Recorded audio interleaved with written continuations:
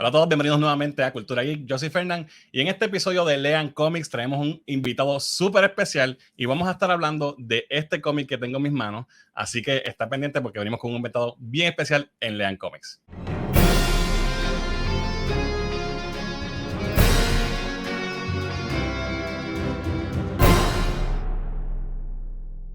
All right, estamos entonces listos para empezar. Voy a cambiar de idioma porque mi invitado solamente habla en inglés, así que I'm going to change to English now and I'm going to introduce my guest tonight, which is DiDio.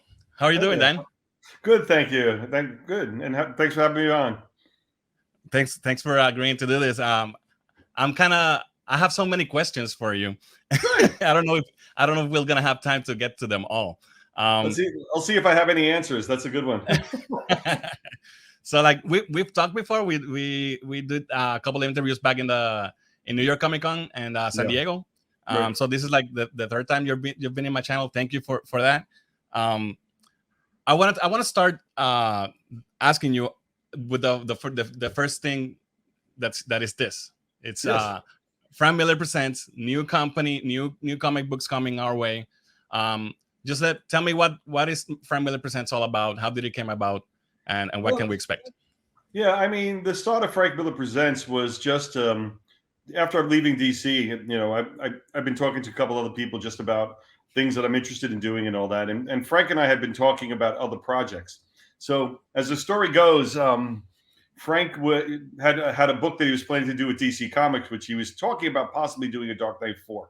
And he asked me if I wanted to edit it, which I found very funny since I had just left. Right. And I said, no, I'm not doing that. But if you have any other projects you're interested in, love to work with you. So we started talking more about Ronin, about it was never fully exploited. We never did anything past the original series. And I thought that was a shame. And then Frank basically said he had a story that was a sequel to that first Ronin series from the moment he finished the first Ronin series. Wow. He said, now that's the thing I'd like to do. And I said, well, if you want to do that, I'll make you a deal. You do that away from DC. I'll be more than happy to work with you. So we started to talk more, and the conversation started talking about just our ideas of what we wanted to see out of comics, what we'd like comics to be, just the idea of the craft of comics and working with others, which we felt was an important part that was lost. And it morphed into this concept that ultimately became Frank Miller Presents comic. So we took that one idea that was Ronin. I had a separate idea that was Antient Enemies, which was an idea that I had back at DC, which almost was Ultimate DC for a while, but it became its own project. But we both had an idea, and ultimately together we decided to bring the two together and then start to add more projects to us. And all of a sudden we got a company. Now all of a sudden we're publishing again, and it's different because you know it's a lot easier to publish comics when you have 160 people working with you, right? But when you're doing it all by yourself, it's a little daunting. Yeah. So it's been a great experience so far. That's awesome. I was actually gonna ask you about Ronin, because that's one of my favorite books from Frank Miller, and I've always wondered how come this book isn't more recognized, more like Dark Knight Returns and other works by Frank Miller. Why do you think that is? I think primarily because it got overshadowed by Dark Knight Returns. It came out first. It was the first real creator-owned book within any major company. It was groundbreaking on so many levels. It was a style that people hadn't seen before, at least in the United States. Yes. And I think, quite honestly, it took everybody by surprise. And if you talk to talent, you talk to creators in the business, more of them gravitate to Ronin as an inspiration for them on why they wanted to get into comics. Just the style and storytelling inspired so many people. But I think, quite honestly, once Dark Knight came out, that's what Frank got known for. Yeah. And ultimately, it overshadowed anything else he was doing in the creator-owned market, at least while he was at DC. Right, and this book is inspired so much. Like even the cover is like the first Teenage Mutant Ninja Turtles cover is like a homage to this cover. Oh yeah, that's the thing. I mean, if you look at Ninja Turtles, it's everything's inspired by Frank's work. Yes, yeah. From Daredevil all the way through to Ronin. But I mean, again, it was one of those projects that was so visceral and so different that it for anybody who was an aspiring artist, it became a North Star for them to follow if they wanted to become an artist. How come DC didn't publish this sequel like 30 years ago? You know what? It comes down to time and availability. And quite honestly, if you're working with Frank Miller, DC preferred him to work on their characters where they get a better return on than it's something that was created for him. Yeah. And I think that logic is also what was made it able for Frank to be able to get those rights back so that he can publish this on his own and not through DC. And I think that was good on their part to understand that they weren't going to go down this road with this character and do a sequel. And it was nice enough to let them say, if you want to do this, Frank, then you do it on your own independently. And I think that's a good thing. Awesome. So let's talk about a little bit about your book. Yeah. It's Antient Enemies.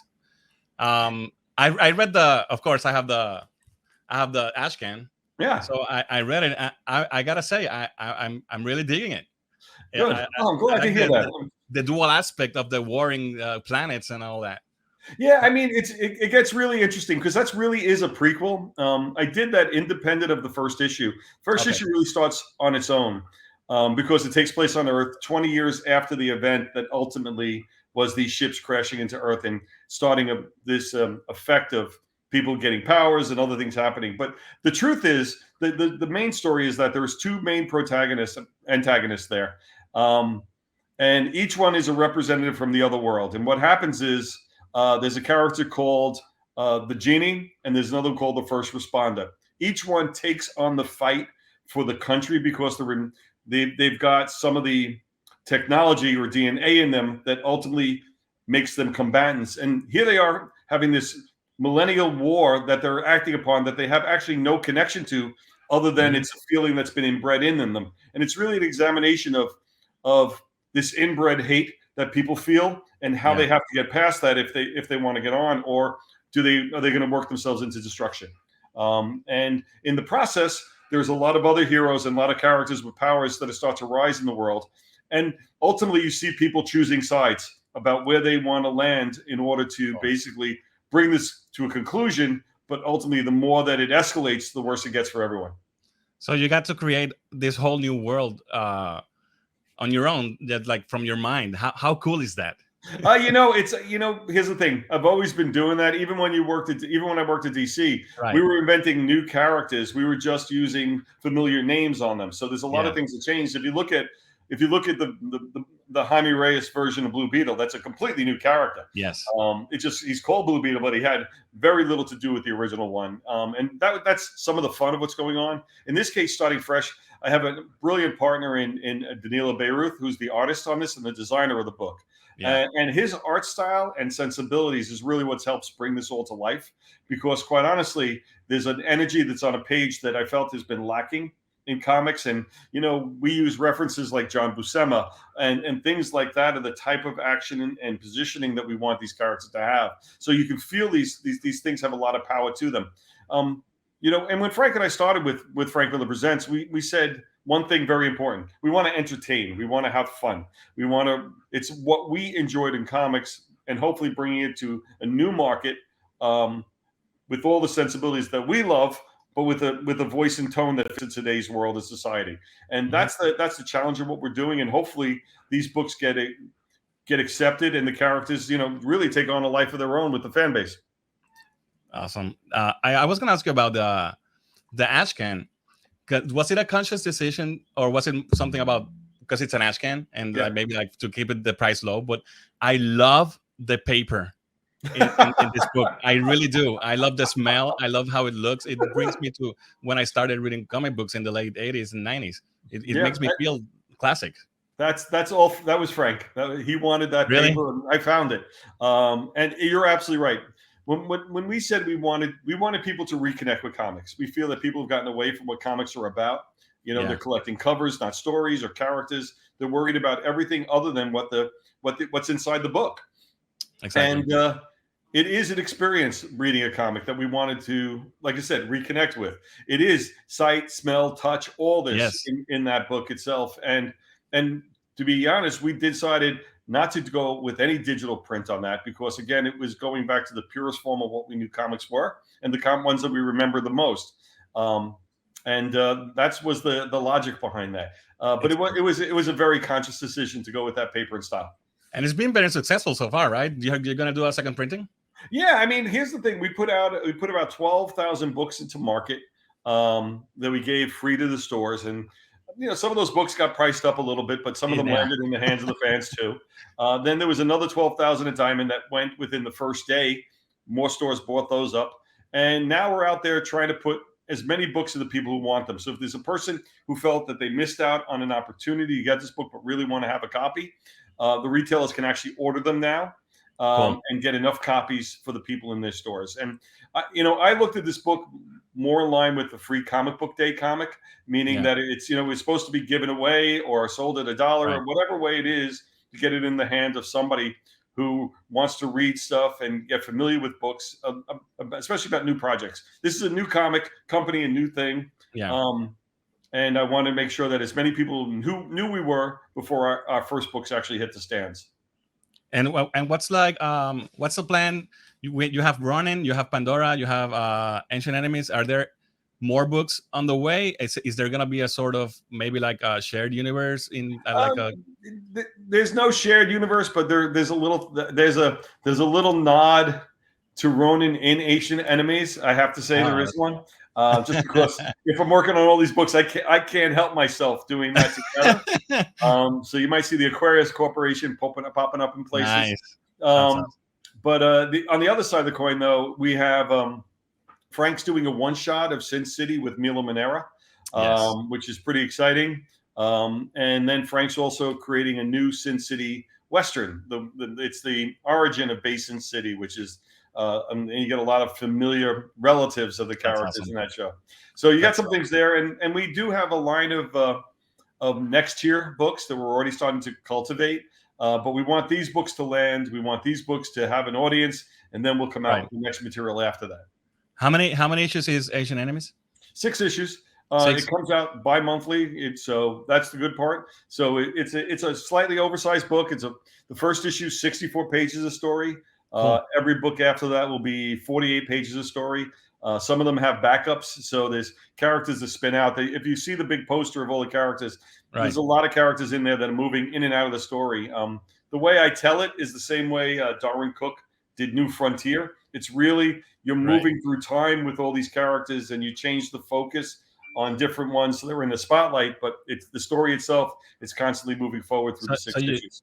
You could say Ancient Enemies. It's an universe on itself, and that's it. Listen, Ronin's a universe unto itself. Pandora will be a universe unto itself, and Ancient Enemies is a universe.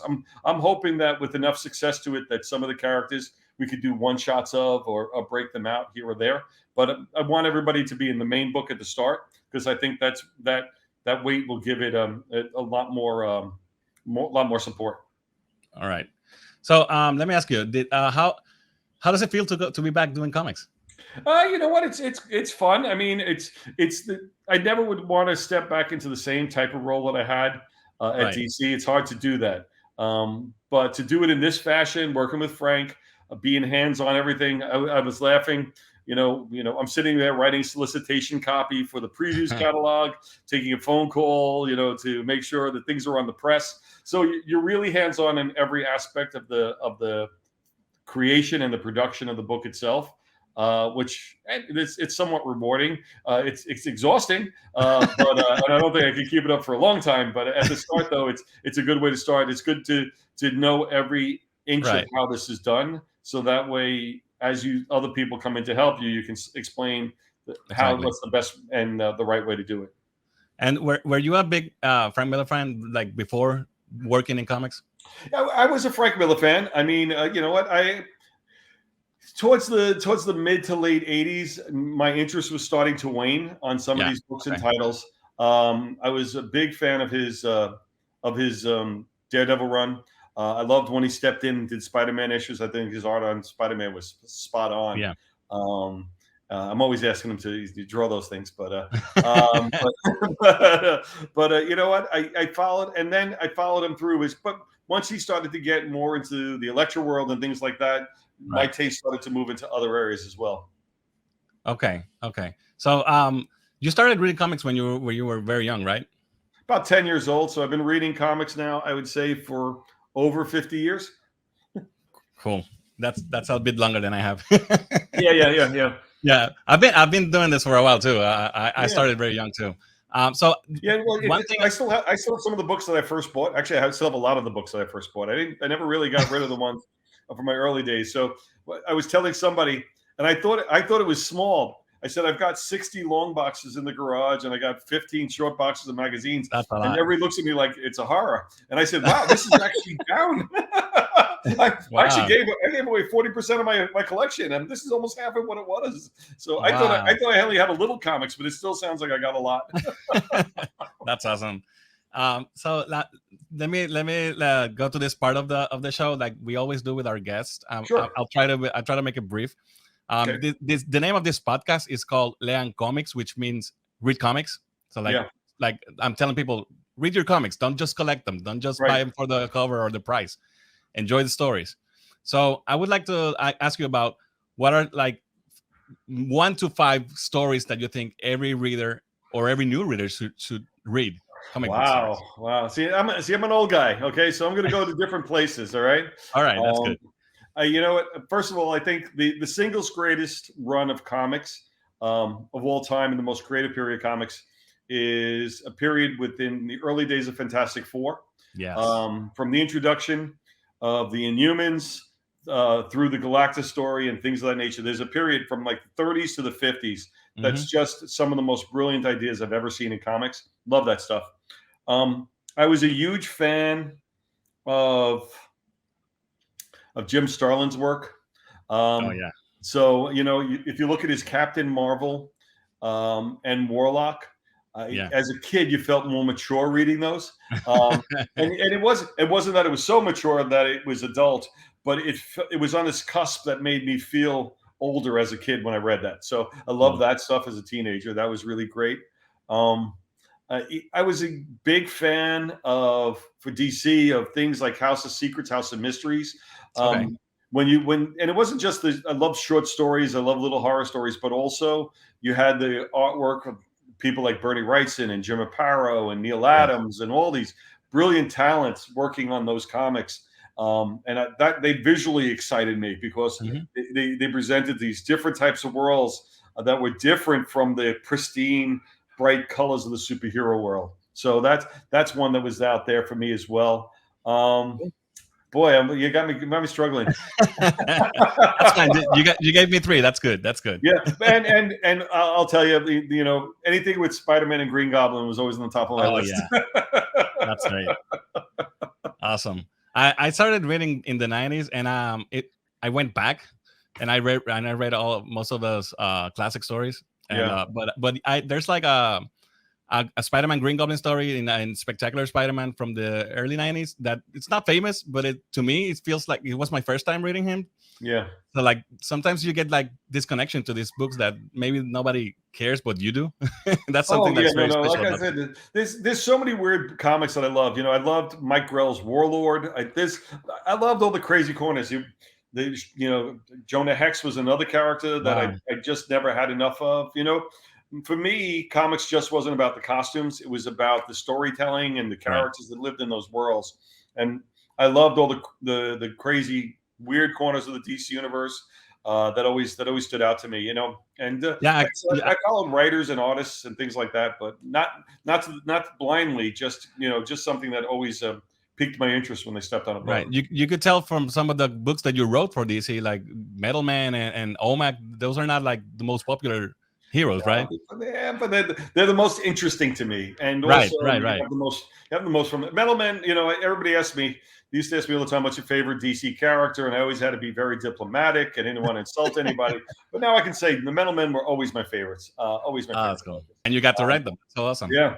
And it's interesting because, you know, I sort of knew my time was winding down at DC. And I said, do you have that bucket list, I guess you can say? And Metal Man was my bucket list for DC Comics. So I got a chance to do it. Even when I wrote it, I got a chance to put OMAC in it. I put Phantom Stranger in it. I put Sideways in it. All these characters that I had a lot of fun writing and creating over the years. And it became this nice little package that I didn't even know I was making until it was finished. And then it gave me, in some ways, that sense of closure. When you're leaving and moving, I was able to close the door in a way that I felt comfortable for myself. Right. You did everything that you wanted to do. Yeah. I looked at it someday, and it's funny, we talk about this all the time, which was some of the guys I used to work with.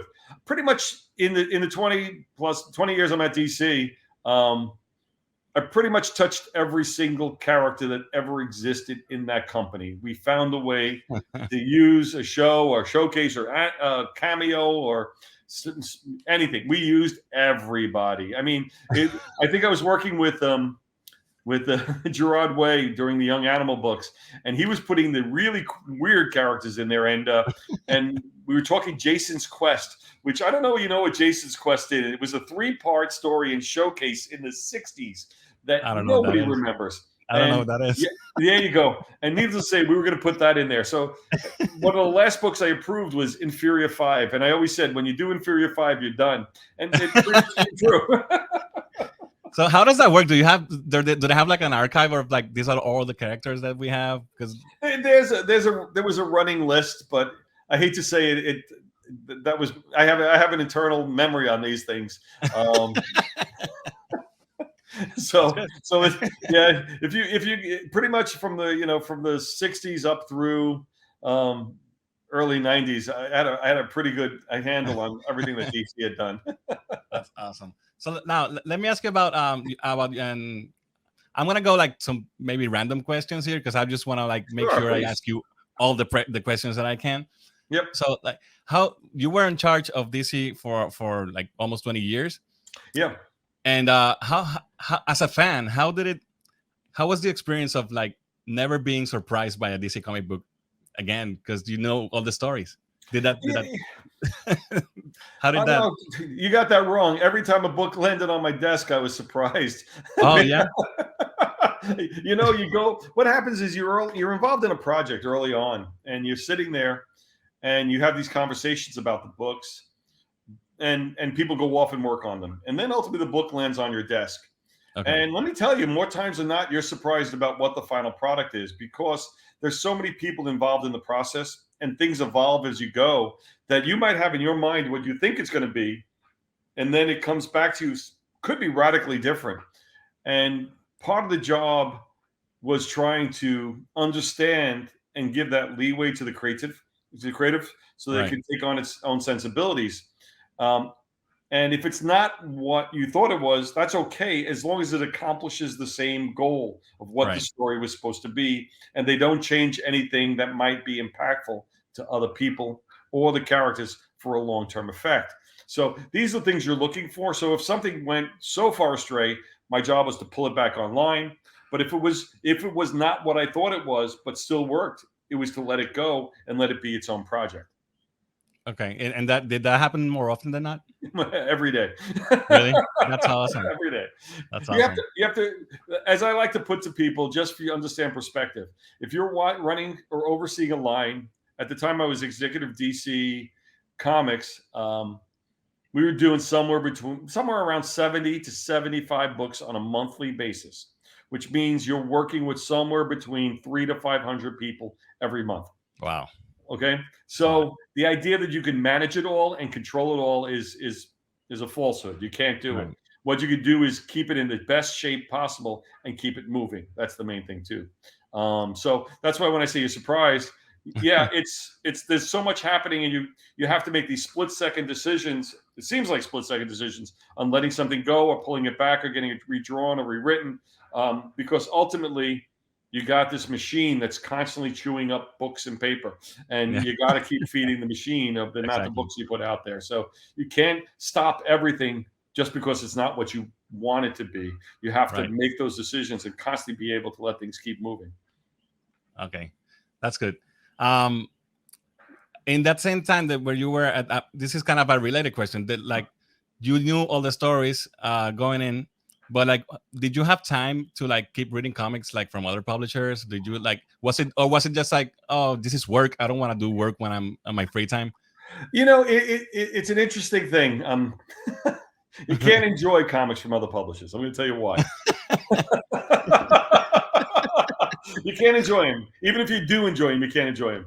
First of all, you get upset about the fact that working with talent that you might want at your company. Okay.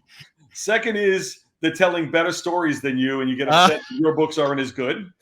Third is that their books might sell better, even though your books are better, and you get angry because they sell better and your books are better, and you can't get those sales. So there's this constant frustration. It's better not to do it.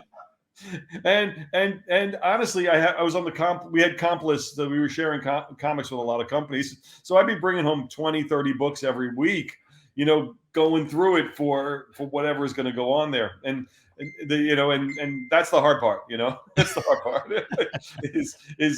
is getting past just seeing the comic for what it is and not how it affects you in your position. Was that like a very competitive thing? Besides the market, more like in a ego kind of thing, like we want to beat the competition, or our stories are better. Is that like a culture thing between the companies? Yeah. It's not a real thing, but it is a real thing. meaning that there's not really a competition between companies. I'm not kidding when I say the competition was the film and TV for me, because if they did the stories better than we did, we become superfluous. Yes. But there is a pride issue, and the whole idea of us versus Marvel, us DC versus Marvel, that was something that was really feeding the fans. They were exactly more than we were. Oh yeah, there's like endless debates about this. Online between the fans. So and you want to fuel that fire, because any conversation about comics is good conversation in my mind. Exactly. Yeah.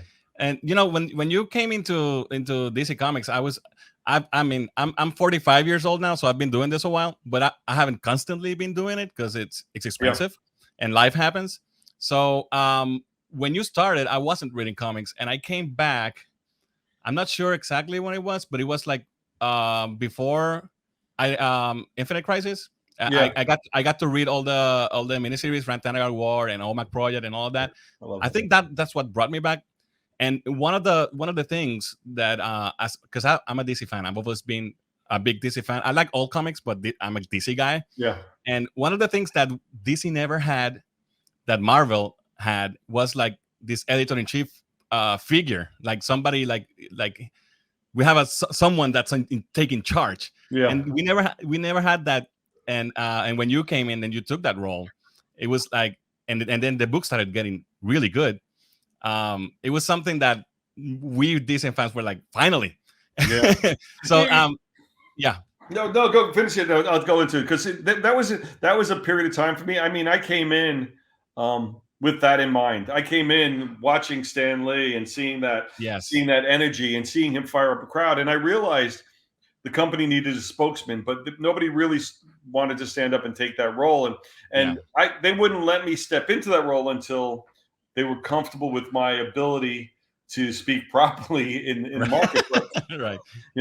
So it was a kind of interesting thing. But for me, when I created the back page within the comics for DC Nation and all these things going on, it was really capturing all the things I loved about as a fan. Right. I loved when the Stan Lee soapbox, or the publishorial from Jeanette Kahn, or the Meanwhile from Dick Giordano. All those things, all the different fan magazines, Amazing World of DC Comics, boom, all these things that spoke directly to me from the company.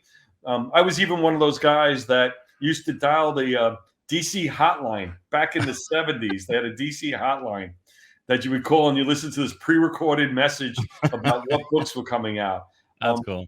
Anything that made me feel like I was part of something, I enjoyed it. And I love peeling back that curtain and inviting the fans in to enjoy it with us, because I know how much it means to them, because I was that person, so I got to be, give to people what I wanted to get when I was a fan.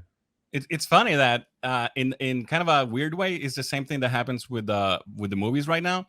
Marvel has Kevin Feige, and there's like people like worship him, and there's nobody at DC for the movies like this. There's no person that we can say, okay, he has our backs. Yeah. So that it's a weird connection. Yeah, for me, my job was to get out there and clear the path so everybody else can work. Be the lightning rod to all the arguments and all the fights. Meet them head on, so everybody else behind me could be doing the job without worrying about being dissected, so to speak. Yeah, but I think it's necessary in that way for the fans. So like when you were in that position, I believe Joe Quesada was the Marvel EIC. And I know that when he got that job, he like stopped all crossovers, and like we never got any more Marvel DC crossovers.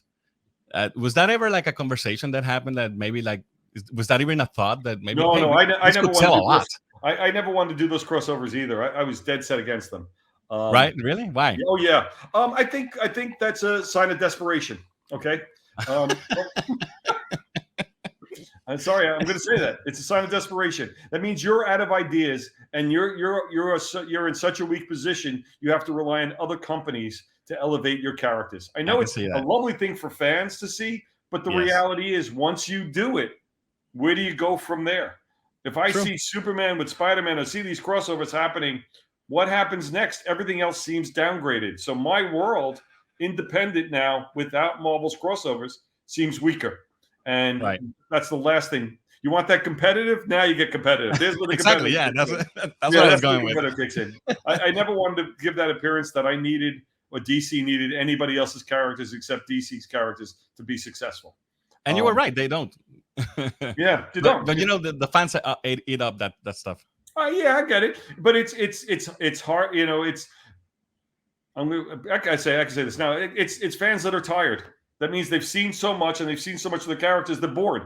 So they want to see other things that don't work for those characters, even if it degrades or brings their characters down.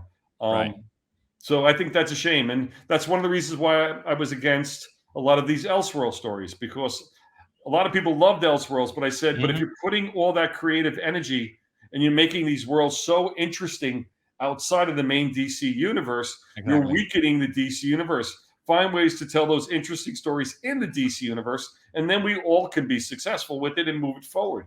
Right. You know, but every time you take the focus away from the main line suffers. And I think that's what happened to DC in the late 90s, you know? Right. Because they were like overextended in a way. Was that a factor in like the New 52 or stuff like that? Like main like keeping all the storylines tight? Yeah. We didn't, like I said, we didn't cross anything over. And the main thing about New 52 was the market was really in a bad shape at the start of 2010 into 2011. And we knew that we had to do something drastic.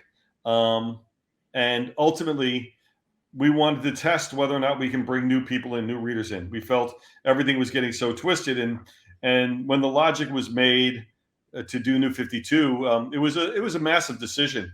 But it actually started with the story. The conversation about New 52 started with how do we get Superman unmarried? That's how this started. And really? It just escalated from there. Yeah. Wow. Well, I gotta tell you, you guys did it better than Marvel did with Spider-Man. Yeah. No devil involved in no deals with the devil. Yeah, it's, you know what I really liked is I liked a lot out of New 52. I really loved Grant's take on Superman. I thought it was a lot of fun. The genes and the whole attitude and the personality. I thought he found a way to really make him true to who the character was, but somebody feeling fresh and new in the same time. So that was always a good sign for me of what we should be trying to do with the line, trying to find ways to not just dust it off or just make it feel fresh, actually come up with new ideas behind it so it really is fresh. And I gotta tell you, it worked perfectly, because I was reading back then, but I know a lot of people that came in for the New 52. Like that was like a fresh start. And it really worked. I'm telling you right now, we're 10 years after New 52. I do conventions. I get more people coming to me saying that they were fans of New 52 than the amount of people that came to me complaining about New 52 10 years ago. Well, that's good. I guess it's a win now. 10 years after. Okay, so I have so many questions. Let me ask you about this. Is there a book that you like had to cancel that you were like damn, I don't want to cancel this book, but it doesn't have the numbers? Oh, there's a bunch like that. I mean, there's some that actually I could give you the reverse. There were books that I kept going that didn't have the numbers. Okay. I mean, there was, Jonah Hex was profitable, but not a big hit. I had to keep that book going because I think the guys did a brilliant job on it. I did not want to see that go away because I needed a book that had a different flavor than the superhero line. Same thing when Kyle Baker was doing Plastic Man, another book that should have been canceled a year earlier, and we kept it going just because it was good. And that was one of the reasons why there. But there's a lot of books that I would have loved to see continue on. There's probably too many to mention, but unfortunately, a lot of times the books get canceled, not just because of sales, but also for creative, for creative reasons too, which is, and you start to feel a book going off the rails, and you basically say it's a mercy killing at some point, Did you find that any of this book that you like that you mentioned, like you kept going because the creative team was good? Maybe these books get any new life in the trade paperback market? Sometimes, but you know what? I mean, to be perfectly honest, if a book sells as a periodical, it sells as a trade. Yeah. Okay. For the most part, rarely do you invert that. A lot of people thought Vertigo did that, and it did a little bit. Fables probably is the best example. 100 Bullets, maybe. They had better life as trades than they did as periodicals. But for the most part, DCU-wise, if a book sold well as a comic, it sold well as a trade. If it didn't sell well as a comic, not so much on a trade. Okay. I always wonder about that because we're geeks, but like I call them normies, normal people that dabble in comics. They mostly get their comics from bookstores and like collected editions, right? Yeah, it's something that's really a lot of that. I think that's where the media comes in to help more than ever. And the story we always tell is when the Watchmen trailer ran at the end of Dark Knight movie.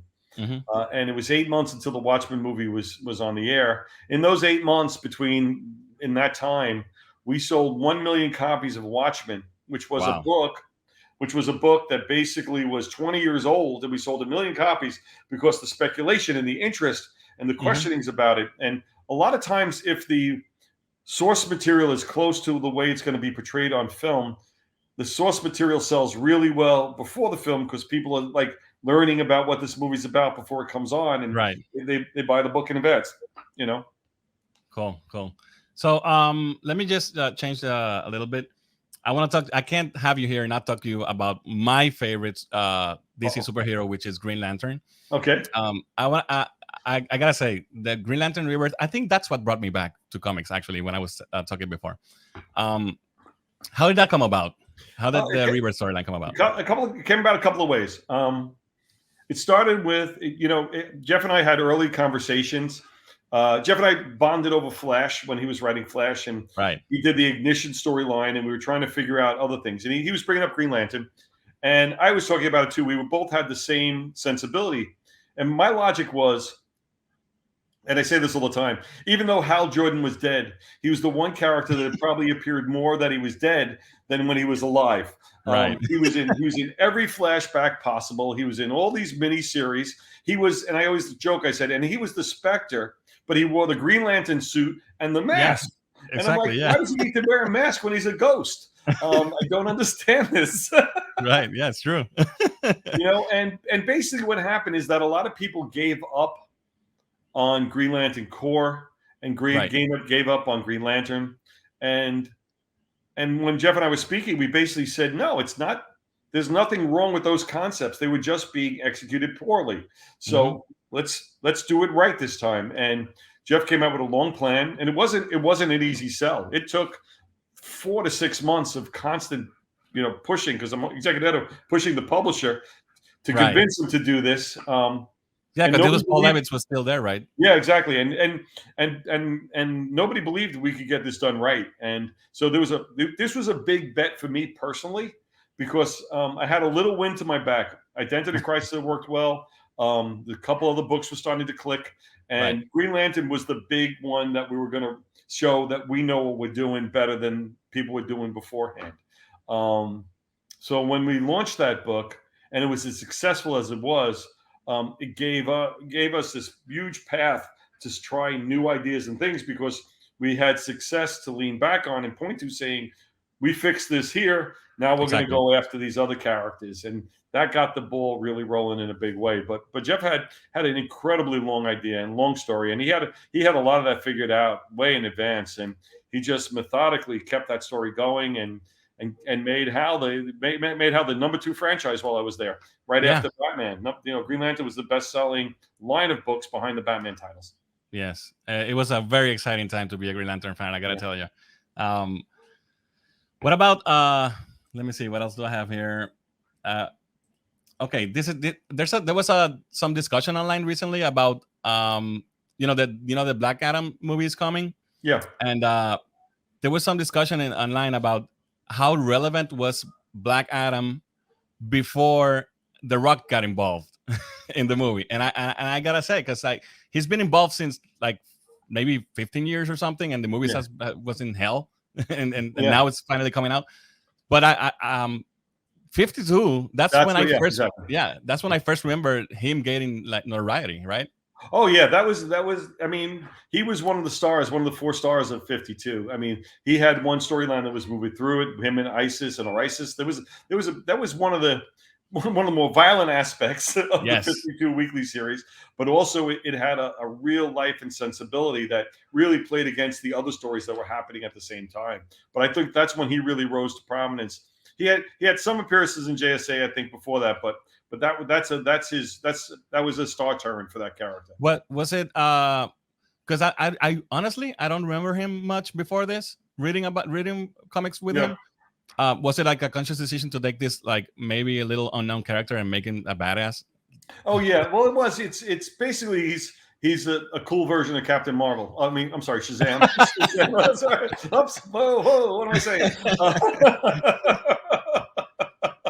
Yeah, but I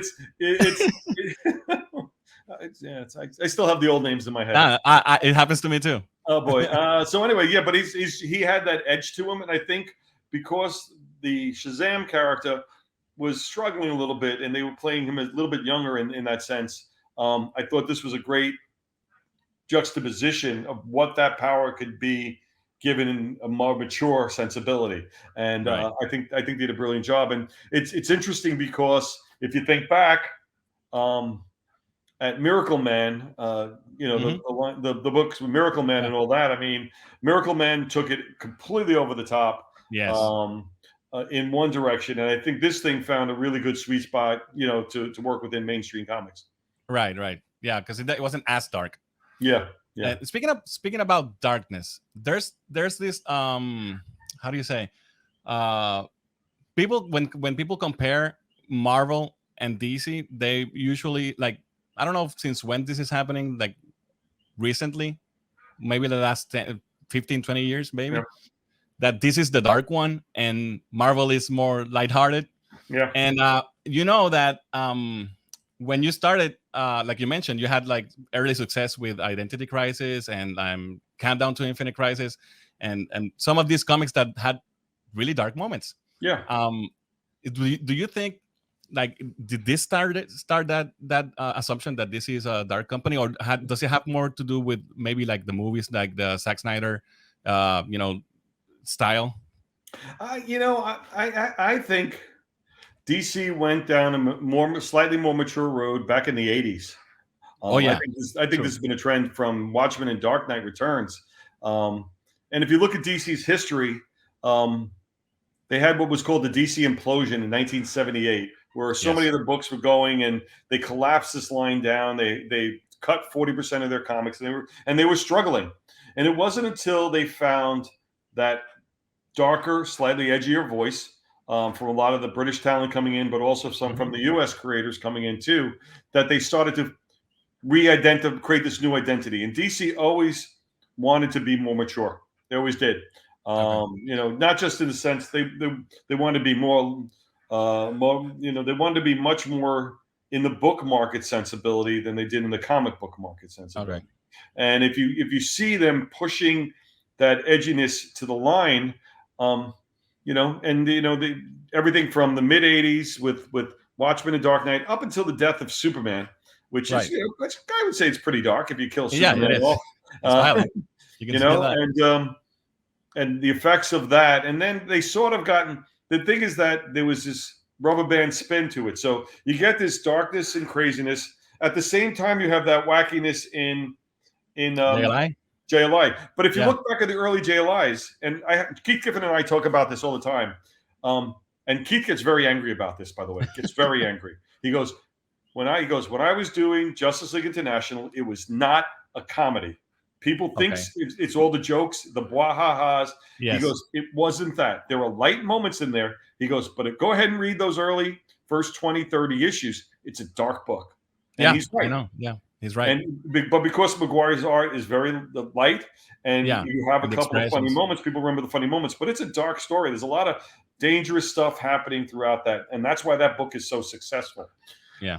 Ultimately, though, you get out of the death of Superman, you get into the mid-'90s, and everything starts to get a little goofier. They're starting to play things for laughs, and they're picking up on the wrong beats about where these stories were going, and they're not balancing them against the darker edges. So that way, by the time when I come in and we start to go back and bring gravitas back to the characters again, it's almost like this whiplash effect that they had all this fun, light stuff, Young Justice and all these books of light, fun, and goofy, and all of a sudden, whang, we're back in the real world again, so to speak. So that was a conscious decision on your part? Absolutely. Cool. Absolutely. Yeah, because the other stuff wasn't selling. I hate to say it that way. True. Because nothing was landing. It didn't have that weight to it that was landing with any sort of real lasting effect. I always joke with people, but I'm serious. I tell them, Nightwing's my perfect example. I said, everybody loves Nightwing. I know that. I'm going to say, I'll turn it to you. You're a DC fan. What's your favorite Nightwing story? Oh, that's a tough one. I gotta say, I did love the first, his first series drawn by Scott McDaniel. Yep. I think it was Chuck Dixon that wrote it. Yep. That introduced Bloodhaven and all that. I like that. It's not like one of my favorite stories of all time, I gotta say. Yeah, but he had 120 issues, 130 issues. Yeah. And people struggle to figure out what that story is. And it's good that the stories move through, but they didn't have a lasting effect. I could go through so many other characters and say, this is a defining moment. And I always used to say, we look at the characters and say, what's their defining story? What's the story that people remember about them? Can we build off that? Can we work from there? And ultimately, that's what we did with Nightwing and all these characters. What's his big story? What's his big story? And find that thread that gets people excited, and then take that thread and move it into a new direction. Okay. So let me ask you about this. A lot of people, how do you say, have the what's the word? Okay, a lot of people are angry, or not angry, but like they have the complaint. That's the word I'm looking for. Complaint that DC over relies on Batman. Is that purely a sales thing, or why is that? There's like 20 Batman titles every week, and like. Yeah, that's a more now question. I mean, we actually had a Batman cap. You did? Yes, I had a Batman cap. That's good. My Batman cap was that at no point would anything more than a third of the line be Batman-related product. Okay. Because we didn't want to. Because here's my problem: if everybody wakes up one day and wasn't a Batman fan, and 50%, 60% of your line is about Batman, you lose half your company. Yeah. And everybody might go to me, oh, that's ridiculous. Well, guess what? That actually happened in the mid-'60s. In the mid-'60s, the Batman TV show, right. Was the peak of success. Every book had Batman on the cover. Everything, even if it wasn't in it, they put Batman in Jerry Lewis comics. They put him in everywhere because he was selling, and the show was a big deal. All of a sudden, the show ends, and there's Batman backlash, and everything that Batman was selling stopped selling.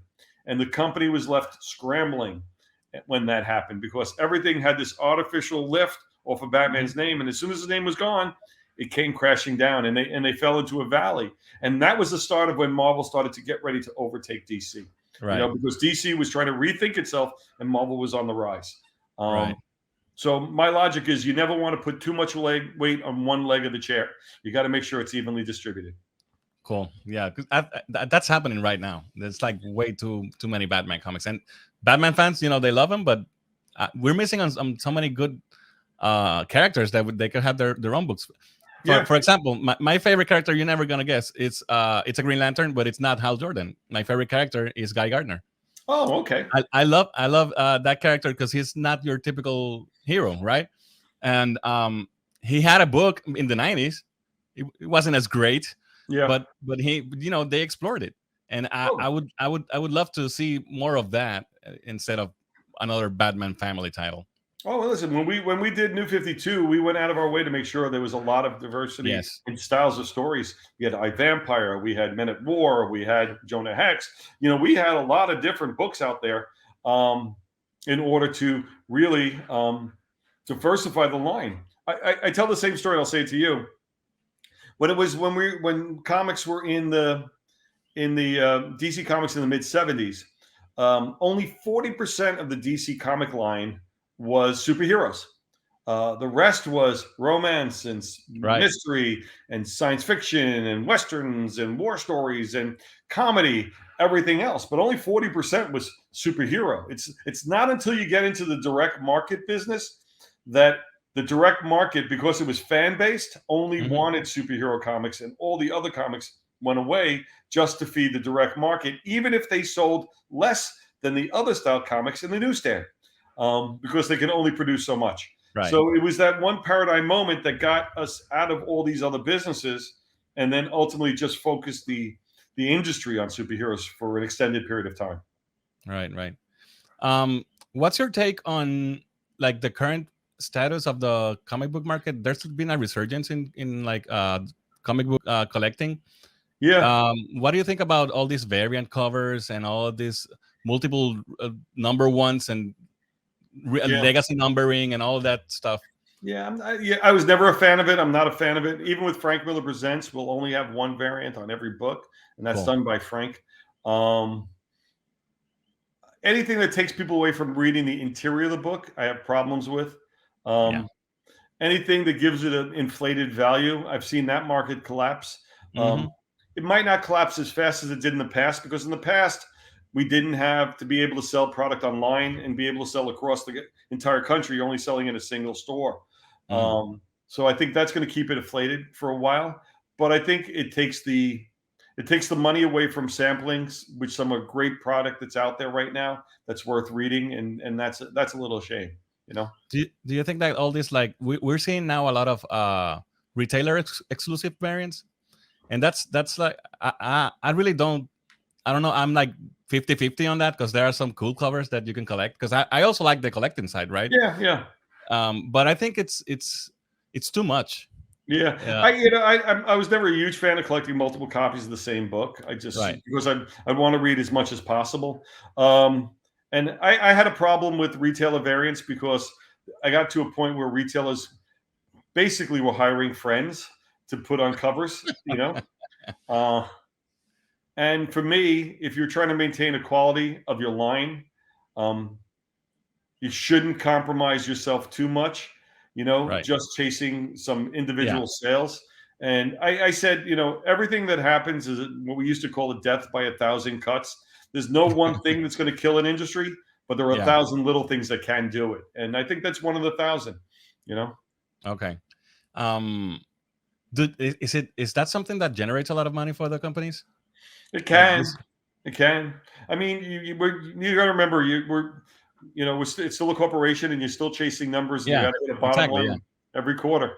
Right. And if you can't sell the books, then but you can sell the covers, you're going to put all your energy in selling covers and take your energy out of making books. And that's a mistake. Okay, I know we're running out of time, so I'm gonna ask you two more questions. Okay. And I'll try to be as quick as possible. One, I have to do this question because one of my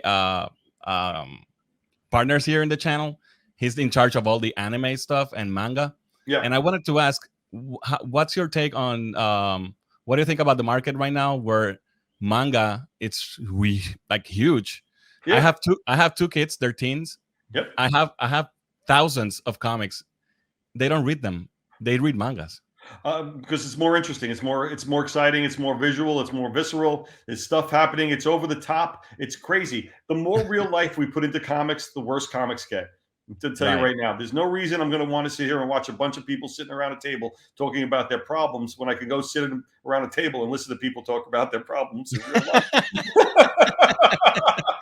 I want to get caught up in venture. I want to get caught up in world. That's what kids want to see.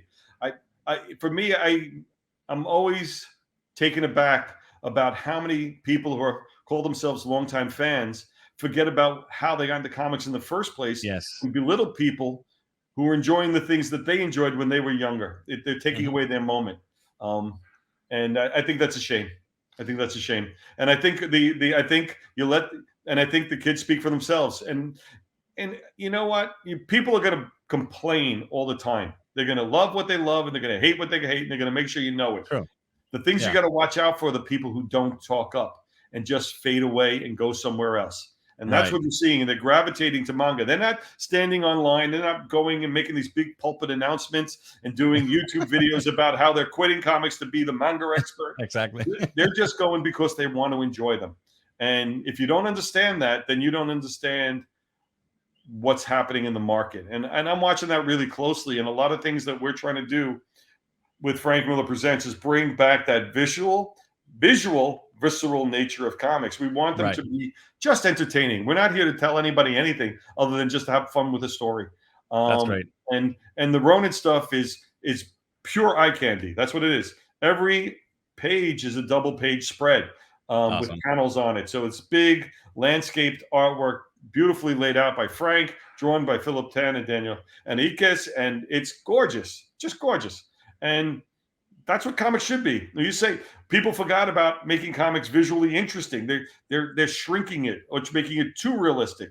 And the bottom line is that there's nothing realistic about what we do, especially if you're telling a true comic story. Yeah. You know? Do you think that there's still like a chance to get all this, because this generation, I think we already lost it. Yeah, I think so. I think they've moved on. I think they're into what they want, and then they'll be the angry guys talking about what manga used to be 20 years ago. Yeah, that's gonna happen. That's so true.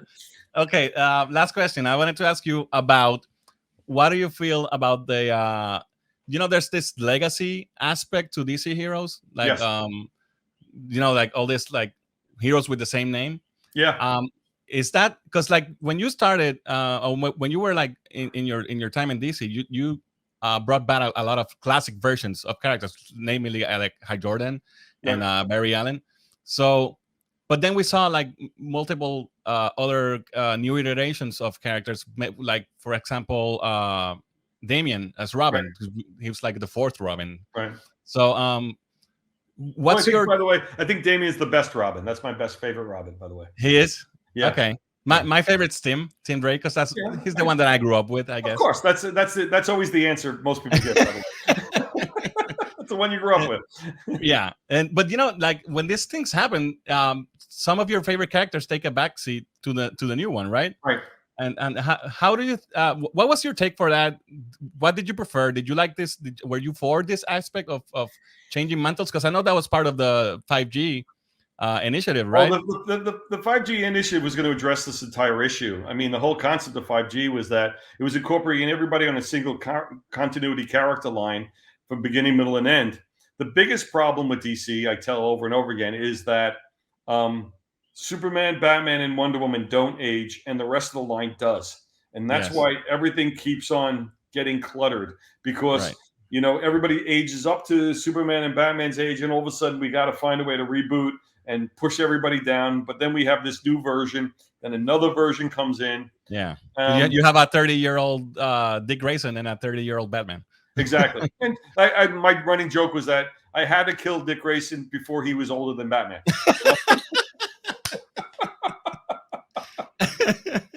That makes sense. It was Batman's idea, not mine, I swear. So what about this all this taking old characters and changing them, changing their sexualities, changing their race, all of that stuff? I'll go back to, I'll only say one thing. Tell me the story. Tell me there's a story there. Give me the long-term reason why you make that change.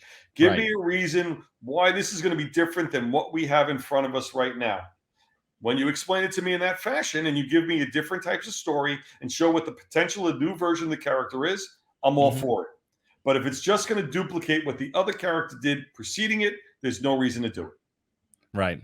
That makes sense. That's the simplest way to approach this, because ultimately you want to grow and change with time. And you're also dealing with characters that are 80 years old. So, 80, 70, you know what I mean? So you got to find ways to modernize them. And if it means a new version, a modern version should have a different point of view, a different perspective, a different sensibility, in the sense that it was created for today rather than it was created 80 years ago. So you've got to figure these things out in coming up with those concepts and ideas. But if you can't justify the change, then there's no reason for the change. All right. Well, then that's all I have for now. I mean, I have like 20 more questions, but we're out of time. That's okay. That's okay. You can always do it again. Okay. I figure this is my third one. By the fourth one, I'll get this right. Oh no, you've done great. Thank you so much for spending some time with me. Where do people find Frank Miller Presents on social media and the books? When are they coming out? When people can find them? Well, right now we have I think we have Frank Miller. We're actually starting our website. I think it's frankmillerpresents.com. Awesome. And then also we're on Instagram and Twitter and things like that. So we're out there right now, out there in the world. So you can find us out there, and we'll be putting out more material pretty soon in conjunction with these books, and giving a good behind the scenes as we get ready to have our first books hit the stands in November. And will they be available digital? Not yet. We're going just print only for the start. Great. That's awesome. Well, I wish you all the best in your new project. I hope this is very successful. I did read this and I enjoyed it a lot. And I'm great. I'm glad to hear that. And that's you said the key word. You read it. That's all I'm looking for. I was concerned about people getting caught up in the collectability of these, and that's not what it's about. The goal is to get them in people's hands, get people reading comics and talking about characters and story. That's all that matters. And once you're doing that, then I think we have a good way to move ahead and really get things started here. All right. Well, I wish you all the luck, and thank you so much for doing this. And I'm going to switch to Spanish now. Okay. Gente, saben que nosotros nos pueden seguir en todas las redes sociales como Cultura Geek PR, Facebook, Twitter, Instagram, YouTube, en todos lados como Cultura Geek PR. Recuerda que puedes apoyarnos en Patreon y en nuestra página de merch en merch.culturageekpr.com. Así que esto ha sido todo por hoy. Gracias, Dan. Thank you so much for doing this with me. Thank you again. Chequemos la próxima, gente. Okay.